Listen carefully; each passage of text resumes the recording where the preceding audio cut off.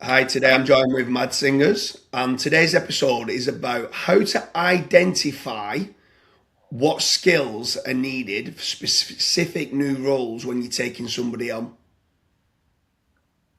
Yep. Are you ready to hire, James? Anyone you're looking to hire right now? Technical SEO, personally. Technically, yes. Okay. So, generally, what I try to do when I'm working with clients, right, is to identify the particular role. Because many people come to me and they say, "Oh, I want to find someone who can do graphic design and SEO and some social media and this and that," and I'm like, "You aren't gonna find them, Yeah. right?" My core philosophy is very simple. What is the one thing an individual need to do to be a success or to be good return on the investment? Right? So I always start by identifying what is the one thing. So if you're looking for technical SEO, for example, the real question to you is what is the one thing they must be able to do well to get you a good ROI? So is it running audits? Is it doing schema? Like in your case here, what is the one thing? So for me, it's applying schema and being able to run a basic level audit and doing like the basic level fixes. If they can do more than that, that's great. But I'm trying to just literally the 1% gains of fixing something and someone who can easily run Screaming Frog, easily just go and fix it. I don't really need them to be very advanced. I'd still prefer to outsource that with regards to a freelancer and stuff like that. But generally speaking, it's just a doer that can just come in and do the bare minimum of fixes. Right. So the core skill here is really understanding schema, understanding the technical aspect, right? So I would focus on that in the job description. So I'll put a job description together with the core focus being that, right? And you can say, hey, it'll be a benefit if you know about this. It'll be a benefit if you have used Screaming Frog or whatever. But putting a core job description together around the schema and around that basic stuff that you're looking for, right? Because instead of finding someone who is okay at 10 things, and I see a lot of people like that in SEO, there's a bunch of people who are kind of okay at a bunch of stuff. You really want the person who is an absolute freaking superstar. Because if you go and hire someone who is a next level shark at schema, right, they can really improve that part of your technical SEO across your entire business. And if they understand that incredibly well, they can add significant leverage in that area to you, right? And they can probably learn other stuff. They can get into other things. But by starting with something they're really, really good at, you pretty much ensure success at a very early stage, right? So that's how I effectively try and go around identifying the role, what exactly am I hiring for, and why am I hiring this person. Sometimes it's not obvious to people where's the ROI coming from, right? So sometimes they say, "Oh, I want to hire someone to do customer service because I hate doing it." I'm like, "Okay, that's great." So you realize there's a cost. You're hiring. It takes you 20 minutes a day, but you're hiring because you really don't want to do it. That's okay, right? But here's the cost and here's the impact, right? Whereas if you hire people, and this is a big one, right? Like I love looking at what I'm doing personally, and if I have something that's taking up 30, 40% of my time, hiring one person just to do that full time. And most people are afraid of letting go at the stuff they're good at. But the whole thing is that's how you grow, right? Because if you're spending a significant chunk of your time in a specific area, that means that you fundamentally are having a lot of time that you could be doing better and more valuable things with, and you can bring in someone to just focus on that full time, right? And for me, if I hire a full time person, even if they take 30% of my workload away, it's more than worth it. Yeah, for sure. I mean, for me, this is exactly what I've been working on this year. So I've been taking myself completely out of such specific businesses. Maybe I might do like a 30 or an hour kind of management meeting once a month. I'm not even jumping on the weekly management meetings where I'll go in once a month, just double check everything's okay, completely take myself out because what I've realised is I'm good at networking and I'm very scatter. I'm all over the place. So innovation and networking are the two core strengths I have. And do you know what? They're really hard to hire and replicate, but I enjoy doing those parts. So just day to day, like you said, the technical, even the sales. I used to think, oh, I can do the sales, and I'm like, do you know what? I just better to get salespeople in. So when you asked me for a role I'm looking for, and I said technical SEO, something that we're always looking for is A players or salespeople. So we always have a job role in our businesses, and we can fit whichever business it fits into. For a good salesperson, we will always get them on. So we're always marketing for sales, but just at present is for the single like you're on about. The technical SEO, I want someone I don't want them being good at lots of different things. I want them being an expert. I want them to have 10,000 hours in that one kind of task and them going, I'm an expert in this. And like you said, they're way better than what I am at it, and they take their whole business onto another level. But how do you identify yourself, the skills? If you're not good, let's say myself, I don't do the hiring anymore, but let's say it was me that was doing the hiring of a technical SEO, and I'm not very technical. How do I identify the skills to bring someone in that is good? So again, if you're a relatively small company, if you don't have any technical SEO in the company right now, what I would do is find a friend.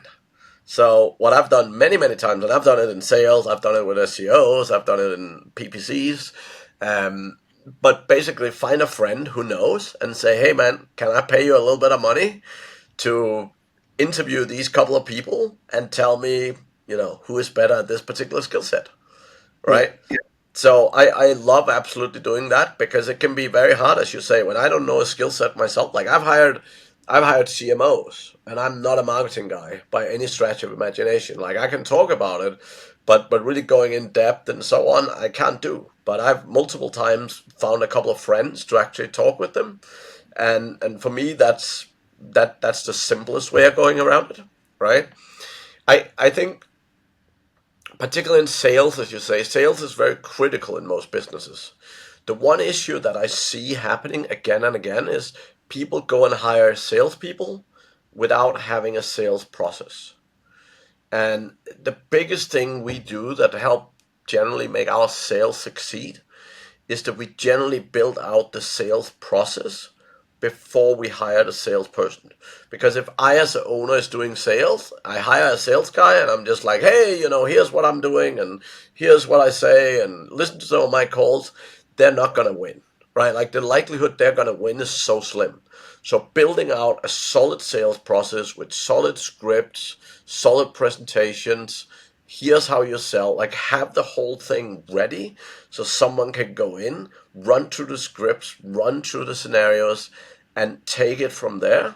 That is from my experience the way to succeed, right? So we have a big outsourcing company where we hire a lot of staff in South Africa, and many of those people we hire as salespeople. And I know that if the people hiring don't have a sales process, the failure rate is like 95%, right? Yeah. If they have a really good process, the chance of success is maybe 70%. It's still nowhere near 100 because sales is not easy, right? And hiring good salespeople, everyone wants them, right? So it's not an easy thing, but having a really, really good sales process enable you to really make sure that the people you bring in have something to learn from, have something to start with, and they have like a training regime to get into and get started with. Yeah, for sure. I mean, for us personally, we've got someone full time that all that they're doing for the different businesses is looking from step 1 to step 2 to step 3, where are things dropping out, almost like a conversion rate optimization person on a website. Like, are they dropping out on the cart page? Are they doing this? But we've done that for our off page. So why is it that from step 4 to step 5 people are dropping out? Why is it that people aren't willing to give the budget? What do we need to start asking of why we're asking for the budget for specific businesses? So there's specific areas where we're going, too many people are dropping off here. And then a big one that we found actually was to do with completely separate to sales and the role of sales was something called the 0 moment of truth. And it was all to do with branding. And it was like the sales team had done a great job, but at the 11th hour, when we're up against another company and we're 50-50 with another company, and somebody else comes along and decides what business that they're going to go with, they go and start looking at the branding, and like us doing actual proactive reputation management massively improved all of the conversion rate. So now part of the process of the training is for them to try to start identifying as a salesperson, why would you not use our company? Go and find reasons why you would not use us. And then let's try to improve upon that. So it could be like little things like testimonials are like 4 years old. Where's our recent testimonials? Case studies are several years old.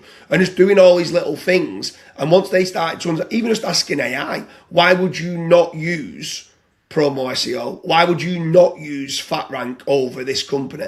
And then they can then start getting information back from AI saying, well, these have got more reviews, these have got this, these have got this legislation and stuff like that. And what it allowed them to do in the mindset is going, these have got a longer guarantee. So there's just certain things that was put in place that part of their role, like you always say, don't delegate tasks, delegate responsibility. And when we started to delegate responsibility to the salespeople for them to find reasons why they wouldn't use us, their mindset changed as well. And they knew them potential pain points of what we had as a company and knew how to counter and be able to sell it. And that's a big thing, right? Because we're always staring ourselves blind. We always know how, like even looking at your own website, right? Like to you, it's obvious what you do. But sometimes, get a stranger to open a website and they're like, what the hell does this company do? And you're like, Yeah. oh, well, we don't actually say that, right? So, Yeah, for sure. Yeah. So if anyone is looking to identify certain new roles, or you're not even certain what roles are needed, how can someone reach out to you, Mads, to try to get some sort of? Because for me, I always say, I don't know what I don't know. There's times I need a member of staff and I don't know what member of staff that it is. And sometimes being able to have a 30 or 40-minute conversation with you, you clearly start to identify specific roles. And I'm like, is that even a job role? And you're like, yeah, of course it is. Like people hire these people full time on doing, let's say, cultural architect to improve the culture of the business and stuff. And as you start growing bigger and bigger, there's more roles that are needed to make certain that everything's being done. So how can someone reach out to someone like yourself to have some sort of like management consultancy to understand what roles are needed? yeah, so madsingers.com is the simplest place to get hold of me. And you can also find me anywhere on social, Mads Singers, only person in the world with that name. Perfect. If anyone's struggling with regards to identifying, not knowing exactly what roles they're looking for next, make sure you reach out to Mads. Leave a comment in the comment section. I'd love to know what your main concern is moving forward of like you're struggling to hire a specific role or specific skill set to take your business on to the next level. Appreciate having you, Mads. Cheers. It was great.